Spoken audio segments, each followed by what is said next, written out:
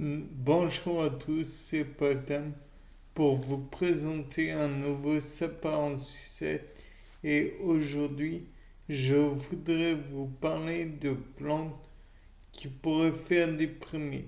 Je ne connais pas toutes les plantes, mais j'imagine que certaines plantes peuvent engendrer un état dépressif et au niveau mental j'entends car il est certain que certaines plantes font par exemple perdre un certain nombre de globules blancs, donc immunodéprime une personne.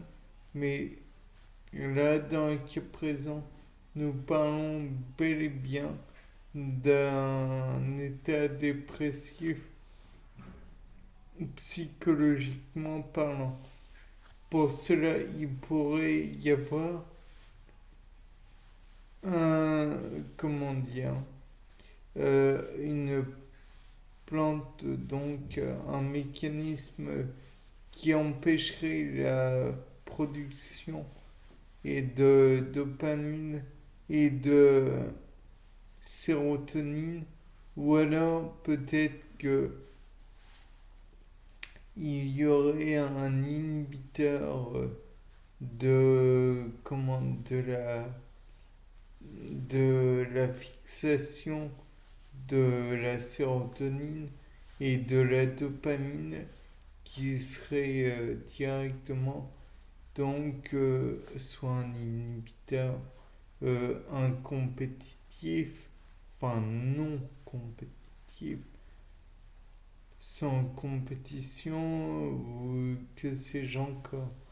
Donc qui se fixerait directement sur par exemple, sur la dopamine, l'empêchant de se fixer sur le port synaptique, oui, puisque c'est un neurotransmetteur. Ou alors peut-être empêcherait-il de... Je crois que ça peut circuler dans tout le corps via des canaux sanguins. Je ne suis pas sûr. Sinon, empêcher l'influx nerveux d'aller jusqu'au port présynaptique et donc empêcher la dopamine ou encore la sérotonine d'être libérée dans le milieu intersynaptique, dans l'espace intersynaptique et donc l'empêcher de rejoindre le port post-synoptique qui pourrait engendrer à terme une libération par exemple d'endorphines ou autre. Et donc empêcherait par exemple le,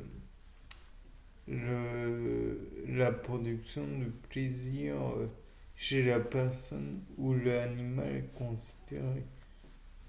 Bien sûr, on peut aussi envisager qu'il faille une quantité de neurotransmetteurs en question plus importante car il pourrait y avoir aussi comment dire, l'inhibiteur qui aurait tapissé encore en, entre guillemets les ports post-synaptiques qui finalement empêcherait de comment dire de recevoir la dopamine ou la sérotonine ou alors peut-être que en raison de comment dire le récepteur qui aurait permis d'influer sur le plaisir. Par exemple, un récepteur qui est à la théobromine aurait empêché la capture de la théobromine. Ou alors peut-être qu'il y a une molécule comme la miraculine qui empêcherait le récepteur de considérer que la molécule qui a été réceptionnée pourrait être bonne, entre guillemets, pour la personne. Et finalement, peut-être que le message aurait été mal interprété. Par exemple, toujours dans le cas de la théobromine, qui est la caféine du cacao, si on peut dire, euh, il pourrait y avoir méprise sur la molécule et au lieu de passer pour ce qu'elle est, elle passerait pour une substance toxique faisant par la même occasion vomir la personne, ce qui engendrerait un- une confusion des sens au lieu de considérer cela comme une expérience positive. Donc, cela serait considéré par l'organisme humain comme bah, un événement néfaste, négatif. Bien, c'était pas d'âme pour vous présenter un nouveau sapin en sucette. Au revoir.